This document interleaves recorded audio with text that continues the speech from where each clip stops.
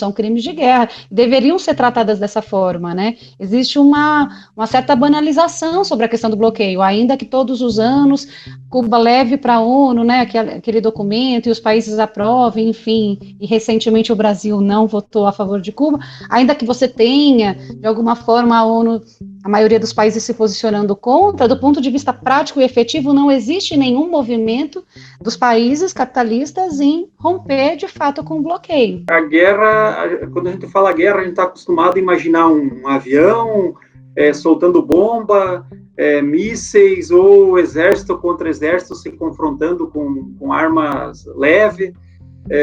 A nossa imagem de guerra é essa. Agora, a guerra ela pode ser feita de vários meios, né?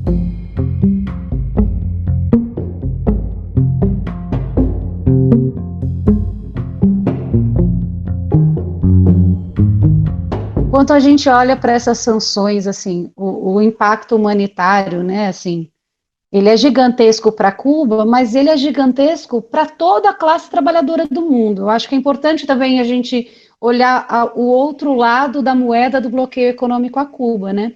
Porque você vê que não existem nenhum critério ético mínimo humanitário que coíba as sanções, os bloqueios, enfim, todo tipo de sanção imposta a Cuba, Venezuela e outros países, e isso prejudica, fere a dignidade daquele povo de uma forma importante. Claro que Cuba é a demonstração de que é possível você manter a sua dignidade apesar disso, né? Eles vão encontrando outros mecanismos de manter a dignidade do seu povo, enfim, mas é claro que isso é uma violação grave, mas, ao mesmo tempo, o bloqueio também impede que a gente acesse uma série de coisas que Cuba produz, que Cuba tem e não nos é permitido, né? Tem uma vacina contra o câncer de pulmão, por exemplo, que já desenvolveu há algum tempo e que poderia servir para os tratamentos no mundo todo, né? Para que a gente tivesse acesso a isso. E o bloqueio também impede isso, né? Uma medicação razoavelmente nova que eles têm, que é contra o pé diabéticos. Quando a gente olha o número de diabéticos no Brasil, por exemplo, né, da população pobre que sofre desse mal e que poderia estar sendo beneficiada com um medicamento como esse impacto, ele é um impacto humanitário para a população cubana, mas para a classe trabalhadora do mundo todo, né? A guerra, quando a gente fala guerra, a gente está acostumado a imaginar um avião soltando bomba, mísseis, ou exército contra exército se confrontando com armas leves. A nossa imagem de guerra é essa. Agora, a guerra ela pode ser feita de vários meios, né? Por vários mecanismos. As sanções econômicas têm matado muita gente, tem feito com que saia da Venezuela muita gente, muitas pessoas que se formaram, que se prepararam, se formaram nas universidades, técnicos, médicos. Então, dificulta tudo, né? Dificulta tudo na vida do povo aqui internamente. A gente não tem os números precisos de quantas mortes isso causou por falta de medicina. O Estado não consegue importar medicina, então, com isso, quem tem que tomar um remédio controlado ou permanente acaba morrendo, porque não tem como se tratar. Se tu calcular tudo, o governo aqui fala em bilhões, 150 bilhões, 200 bilhões de prejuízo, assim, pegando números da economia, sem citar números de pessoas que são afetadas, os carros que não conseguem ser recuperados, as peças que não chegam, a refinaria de petróleo que não pode funcionar porque não está embargado os insumos ou embargado as peças de reposição para a refinaria poder funcionar.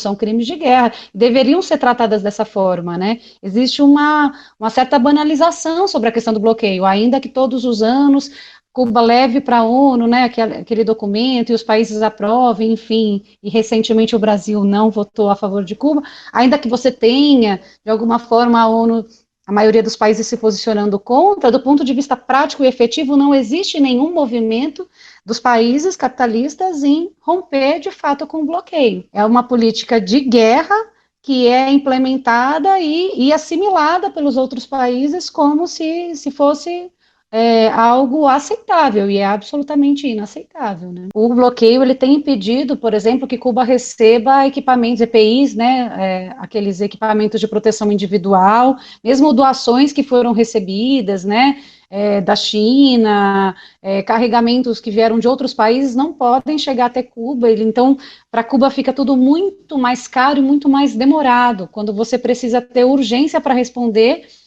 a uma pandemia, e você tem todos esses obstáculos a mais do que os outros países. Então, isso é muito grave, né? Se não fosse toda a organização do próprio país, a gente teria problemas muito maiores, né? Que Cuba tem uma capacidade de dar resposta que realmente é impressionante. Mas ainda assim, são graves violações, né? É um absurdo você tentar sufocar nesse momento específico ainda mais um país, e é isso que na prática tem sido feito, né? A Venezuela tem a vida como centro no combate ao Covid-19. E aí você vê um resultado. A Venezuela não chegou a 400 mil pessoas afetadas pela doença. Mortes aqui são 10 pessoas. E a Venezuela tem mais de 30 milhões de habitantes. Vamos supor, São Paulo, a grande São Paulo, tem muito mais do que isso, né? Nem se compara. Então, acho que toda a atitude que o governo venezuelano tomou em relação à pandemia, como pano de fundo, tem esse aspecto de priorizar a vida, de priorizar as pessoas. Já antes de aparecer a primeira vítima, o governo já lançou um conjunto de orientações e de medidas para acabar com a aglomeração de pessoas, shows, deportes, eventos em si que, casa de festa, essas coisas todas, os bares, todos foram fechados, já antes de aparecer a primeira vítima.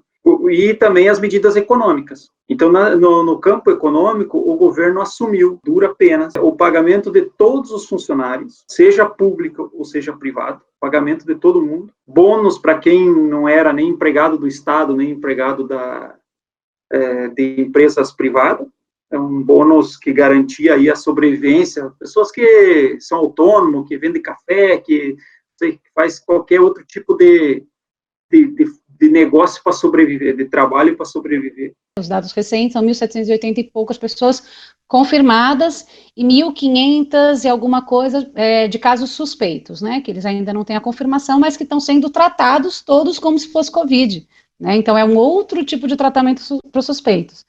Já tem em Cuba mais de 1.200 pessoas recuperadas de Covid, e tem um número de 77 mortes, né, num país de 11 milhões de habitantes, com todas as restrições que nós estamos falando, né, e eles têm um dado desse tamanho, dessa magnitude de 77 mortes, que já são lamentáveis, que já são 77 vidas, né?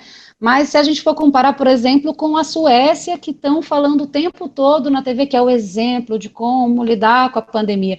A Suécia tem 10 milhões de habitantes, é um pouco menos que Cuba ainda, né? E a Suécia tem hoje mais de 3.200 pessoas mortas. E está sendo tratado como grande ícone do enfrentamento à pandemia. Então, isso mostra essa face hipócrita do capitalismo, né? Assim, um país como esse sendo tratado como uma grande referência em vez de Cuba. Só que como Cuba consegue alcançar isso? Primeiro, esse sistema de saúde que é muito mais orgânico na vida da sociedade, né? Que vê esse atendimento inicial, esse atendimento preventivo da saúde de uma forma muito mais séria, né? Então, eles fizeram, claro, os primeiros casos, foi no comecinho de março, 11 de março, acho que foi identificado aqueles primeiros turistas que estavam com Covid, alguns dias depois, alguns cubanos que também tiveram contatos com pessoas que vieram de outros países, 18 de março você teve a primeira morte de Covid em Cuba. E de lá para cá, as medidas foram muito sérias. No começo de abril, o transporte já foi praticamente cessado, você tem uma redução gigantesca, e você tem um monitoramento de todas as pessoas, um mapeamento das pessoas que são assintomáticas, e isso você não consegue ter em outros países, e eles fazem isso com primor. Então, identificou uma pessoa com Covid, todas as pessoas que tiveram contato com ela entram imediatamente em quarentena, ainda que não apresentem sintomas. Então, vão conseguindo isolar, né, e garantir as condições para que as pessoas fiquem isoladas, que é o que não existe em vários lugares, especialmente no Brasil. Não tem uma reação na sociedade venezuelana de oposição as medidas e as orientações. Até porque o governo já neutralizou os empresários quando assumiu você não vai fechar e não vai demitir, né? O Estado vai garantir o salário de todo mundo até dezembro. Quando aparecem as primeiras vítimas, então eles fazem um acordo com a China e traz um conjunto de kits para cá e monta uma operação de guerra para controlar a infestação. Eles criaram uma página onde as pessoas se inscrevem nessa página. Então, quase mais de 20 milhões de venezuelanos se inscreveram nessa página. Se alguma pessoa tiver qualquer sintoma, ela não precisa ir no médico. Ela vai na página e fala, eu estou em casa, estou sentindo isso, ou tem a desconfiança de algum vizinho que foi afetado, o Estado vai até na casa das pessoas, com as equipes médicas e tal.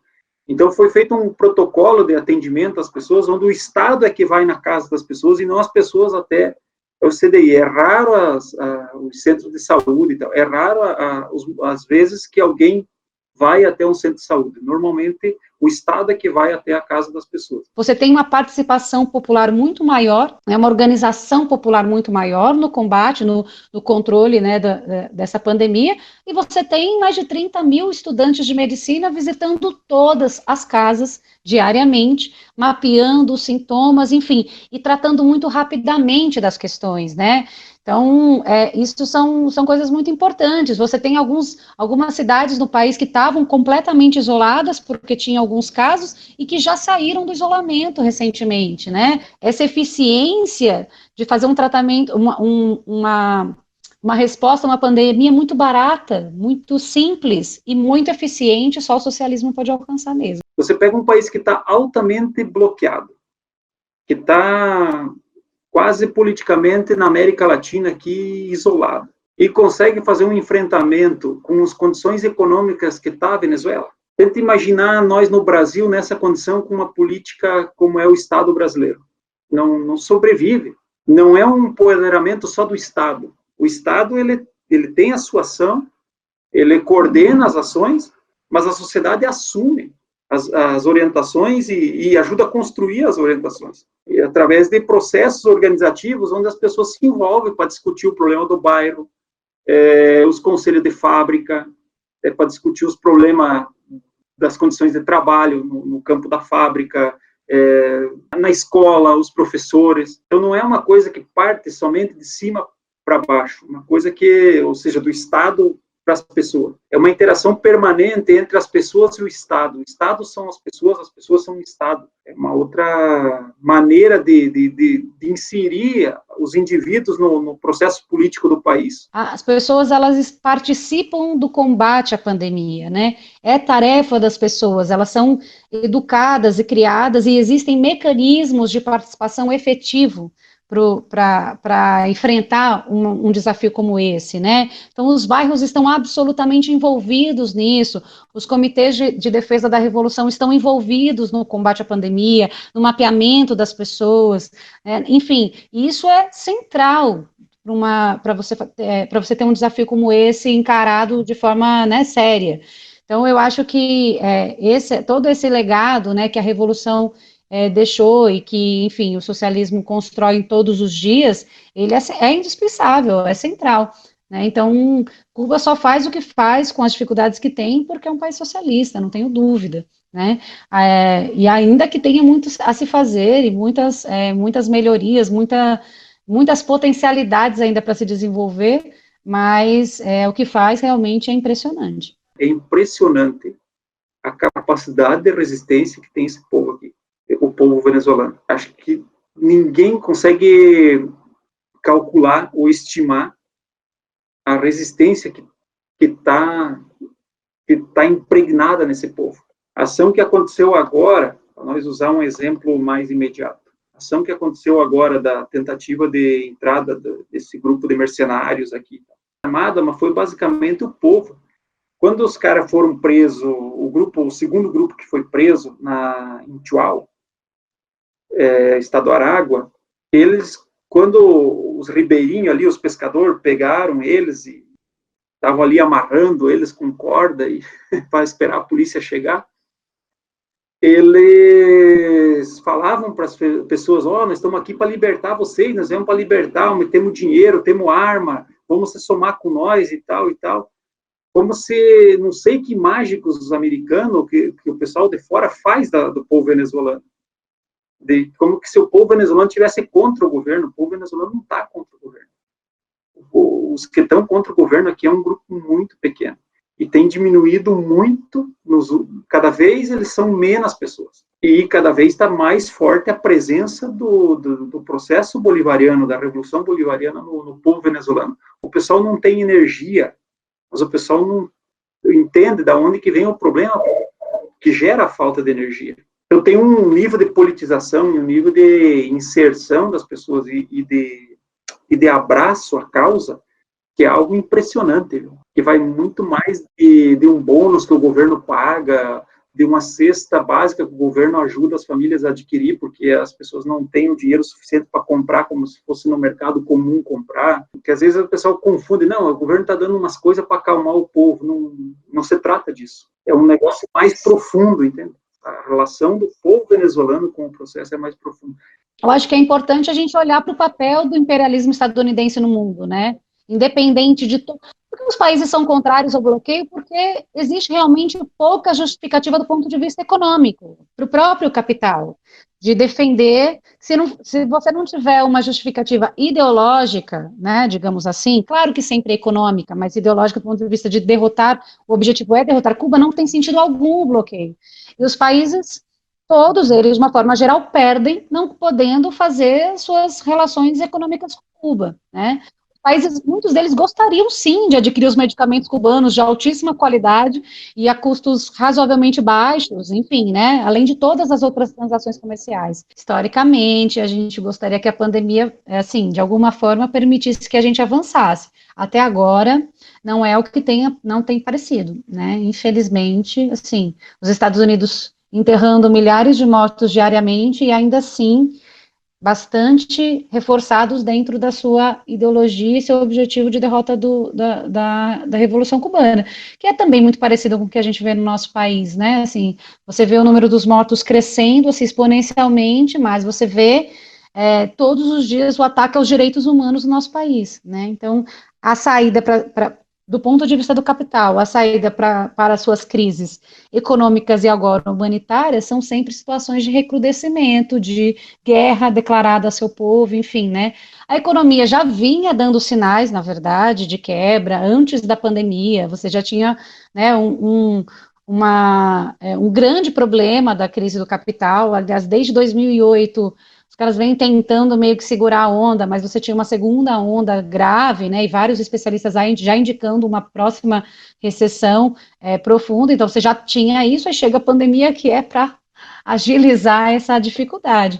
Mas, infelizmente, na história, né, o capital nunca caiu sozinho, né, então eu acho até assim bonito, romântico, as pessoas ficarem olhando para o futuro da pandemia e achar que vai dar tudo certo, que as pessoas vão sair mais humanas e solidárias. Eu até gostaria muito de acreditar nisso, mas infelizmente não é isso que a história nos ensina, né?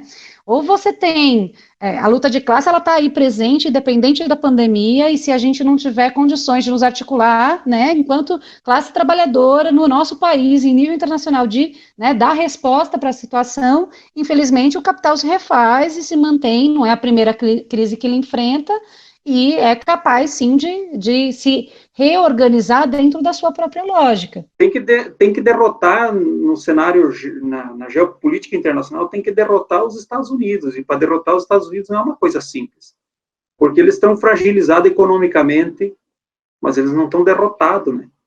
Estão uma crise econômica profunda desde 2008, mas eles ainda são a maior força militar. Estão bastante atrapalhados. Tem gente que fala que internamente dentro dos Estados Unidos tem uma espécie de uma guerra civil fria. Não há uma unidade internamente nos Estados Unidos de proposições de como sair da crise.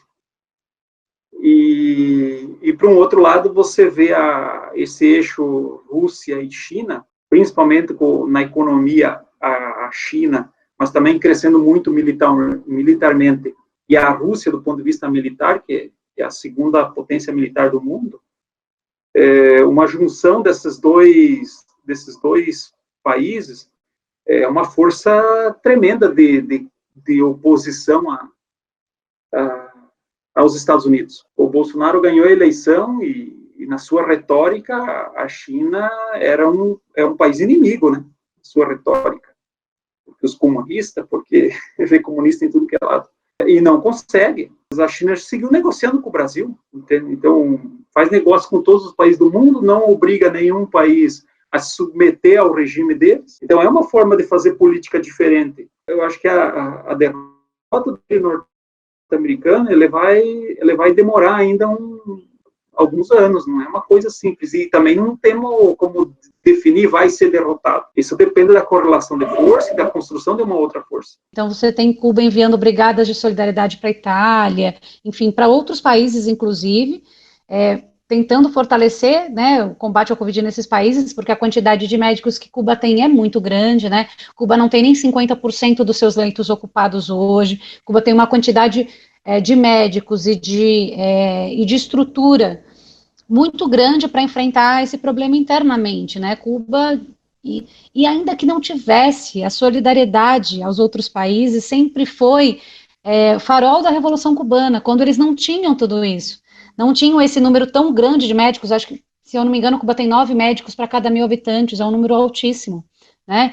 Então, ainda que não tivesse, quando eles ainda não tinham, eles já dividiam o que tinham com os outros países, né? E agora, ainda mais, mesmo no meio de uma pandemia, que você tem que se preocupar com a sua população, Cuba tem condições de enviar médicos, de enviar tudo que construiu, né, em torno da saúde para outros países. Agora enfrenta as mentiras, né, do Brasil, mas em outros países a mesma coisa, essas mentiras em relação aos médicos cubanos, sempre questionando a qualidade, o regime de trabalho, enfim, né, isso é muito grave, né, porque você tentar criticar um país pelo que ele tem de mais altruísta, né, assim, é um trabalho ideológico muito rasteiro, né, que o imperialismo faz. Primeiro que ajuda a resolver o problema das pessoas, que vão receber o atendimento, que vão receber a solidariedade, e outra que você dá uma demonstração de que nem tudo é dinheiro na vida, né, e que tem outras coisas que são importantes. Que tudo bem que o dinheiro é necessário para fazer as pessoas comprar as coisas, para fazer transação de mercadoria, de negócio e tal, mas o mundo não pode girar em torno disso, né? O mundo tem que girar em torno de outros elementos, de outros valores. E acho que as campanhas de solidariedade, elas vão nesse sentido. Essa visão solidária que está inculcada em toda a cultura daquele país, ela se expressa em todo o cotidiano de uma população, né? Então, é um pilar interno e externo, né? Porque você consegue, apesar do bloqueio, ter os seus pontos de apoio ao longo, assim, em todo o globo, Cuba tem os seus pontos de apoio de defesa da revolução por conta dessa relação solidária que tem, né? É uma solidariedade desigual, né? Assim, você se esforça, forma cria as condições para que a sua população se forme em medicina, que a gente sabe que é uma coisa difícil, não só no Brasil, mas em todos os países do mundo, né?